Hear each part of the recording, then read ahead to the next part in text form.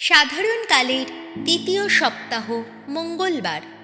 প্রথম পাঠ সামুয়েলের প্রথম গ্রন্থ 16 অধ্যায়, পদ সংখ্যা 1 থেকে 13। সামুয়েল দাউদকে তার ভাইদের সামনে অভিষিক্ত করলেন। ভগবানের আত্মিক প্রেরণা তখন তাঁর উপর বিপুল শক্তিতে নেমে এলো। ভগবান একসময় সামুয়েলকে বললেন, তুমি আর কতদিন এমনভাবে শৌলের কথা ভেবে দুঃখ করবে? আমি তো ইসরায়েলের ওপর তার ওই রাজ অধিকার আর গ্রাহ্যই করছি না। তোমার ওই তেল রাখার শিঙাটি ভরে নিয়ে তুমি বরং রওনা হও। আমি এখন তোমাকে পাঠাচ্ছি বেতলেহেমের জেসের কাছে, কেননা আমার রাজ্যের রাজা হবার জন্যে আমি তার ছেলেদের একজনকেই বেছে নিয়েছি। সামুয়েল উত্তর দিলেন, কিন্তু যাব কি করে? কথাটা শৌলের কানে গেলে সে তো আমাকে মেরেই ফেলবে। ভগবান বললেন, তুমি একটা বকনা বাছুর সঙ্গে নিয়ে যাও। সেখানে গিয়ে সকলকে বলো যে তুমি ভগবানের উদ্দেশ্যে বলি উৎসর্গ করতেই এসেছ। জেসেকেও সেই বলিদান অনুষ্ঠানে নিমন্ত্রণ জানাও। তারপর তোমাকে কি করতে হবে তা আমি নিজেই তোমাকে জানিয়ে দেব। যাকে আমি অভিষিক্ত করতে বলবো তুমি তাকেই আমার কাজ চালাবার জন্যে অভিষিক্ত করবে।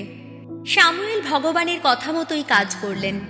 তিনি যখন বেতলেহেমে এসে পৌঁছলেন, তখন ওই নগরের প্রবীণেরা ভয়ে কাঁপতে কাঁপতে তার সঙ্গে দেখা করতে এলেন। তারা জিজ্ঞেস করলেন, আপনার এখানে আসার পেছনে অশান্তির কিছু নেই তো? তিনি উত্তর দিলেন, না, অশান্তির কিছু নেই। আমি ভগবানের উদ্দেশ্যে বলি উৎসর্গ করতেই এসেছি। তোমরা এখন নিজেদের শুচিশুদ্ধ করে নাও, তারপর আমার সঙ্গে বলিদান অনুষ্ঠানে যোগ দাও। তখন তিনি জেসে ও তার ছেলেদের শুদ্ধিক্রিয়া সম্পন্ন করলেন এবং বলিদান অনুষ্ঠানে তাদের যোগ দিতে নিমন্ত্রণ জানালেন। তারা এসে উপস্থিত হলে সামুয়েল জেসের বড় ছেলে এলিয়াবকে দেখে ভাবলেন, ওখানে ভগবানের সামনে ওই যিনি দাঁড়িয়ে আছেন, নিশ্চয়ই উনি তার সেই অভিষিক্ত জন। কিন্তু ভগবান তাকে বললেন, ওর ওই সুন্দর চেহারা লম্বা গড়নের দিকে তাকিয়ে থেকো না। আমি তো ওকে বাদ দিয়েছি। মানুষ যে চোখে দেখে, ভগবান তো সেই চোখে দেখেন না। মানুষ শুধু বাইরেটাই দেখতে পায়, ভগবানের দৃষ্টি কিন্তু অন্তরের দিকেই থাকে। জেসে এবার আবিনাদাবকে ডেকে সামুয়েলের সামনে নিয়ে এলেন। কিন্তু সামুয়েল বললেন, না, একেও ভগবান মনোনীত করেননি। জেসে তখন শাম্মাকে সামুয়েলের সামনে নিয়ে এলেন। এবারেও সামুয়েল বললেন, না, একেও ভগবান মনোনীত করেননি। এইভাবে জেসে তার 7 ছেলেকে একে একে সামুয়েলের সামনে নিয়ে এলেন। কিন্তু সামুয়েল তাকে বললেন, না, ভগবান ওদের কাউকেই মনোনীত করেননি। সামুয়েল তখন জেসেকে জিজ্ঞেস করলেন, তোমার কি শুধু এই কজন ছেলেই আছে? জেসে উত্তর দিলেন, না, আর একজন ছেলে আছে, ছোট ছেলে।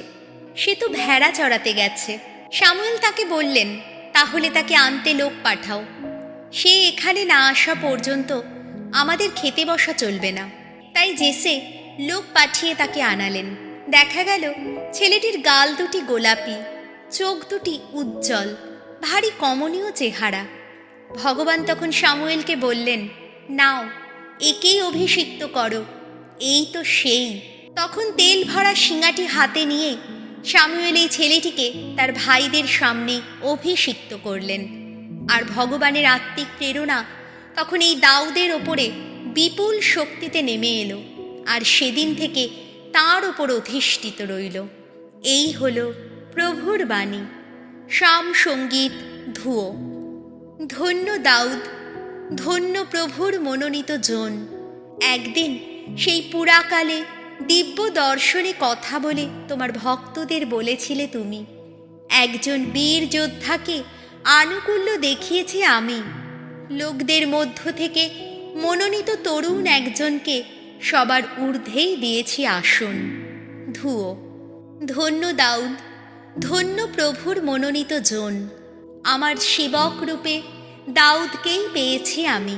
আমার পবিত্র তৈলে সম্পন্ন করেছি তার রাজ অভিষেক। আমার হাতের শক্তি হবে তার নিয়ত সহায়। আমার বাহুর শক্তি তাকে করবে বলিয়ান। ধুয়ো। ধন্য দাউদ, ধন্য প্রভুর মনোনীত জন। সে আমাকে ডাক দিয়ে বলবে সেদিন, আমার পিতা তো তুমি, আমার ঈশ্বর তুমি, ত্রাণ শৈল তুমি, আর আমি তাকেই তো দেব আমার প্রথম জাতপুত্রের অধিকার, এই পৃথিবীর সমস্ত রাজার ওপর অধিষ্ঠিত হওয়ার সম্মান। ধুয়ো। ধন্য দাউদ, ধন্য প্রভুর মনোনীত জন। বাণী বন্দনা। জয় জয় প্রভুর জয়।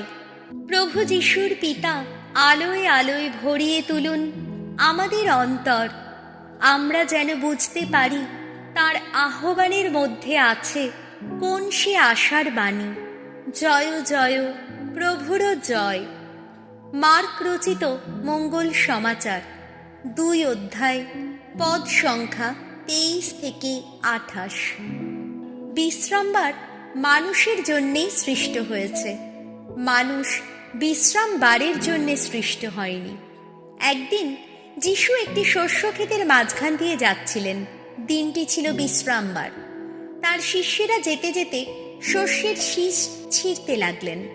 তাই কয়েকজন ফরিসি যিশুকে বললেন, ওই দেখুন, বিশ্রামবারে যা করতে নেই ওরা তাই করছে কেন?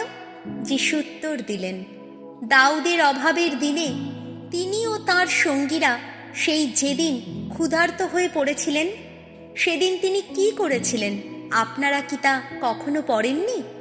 সেদিন সেই মহাযাজক আবিয়াথাবের সময় তিনি তো ঈশ্বরের গৃহ শিবিরে প্রবেশ করেছিলেন, এবং যে নৈবেদ্যের রুটি শুধু যাজক ছাড়া আর কারো খেতে নেই, তিনি তাই খেয়েছিলেন আর সঙ্গীদেরও তাই দিয়েছিলেন। যিশু আরও বললেন, বিশ্রামবার মানুষের জন্যেই সৃষ্টি হয়েছে, মানুষ বিশ্রামবারের জন্যে সৃষ্টি হয়নি। তাই মানবপুত্র বিশ্রামবারেও প্রভু। এই হল প্রভু যিশুর মঙ্গল সমাচার।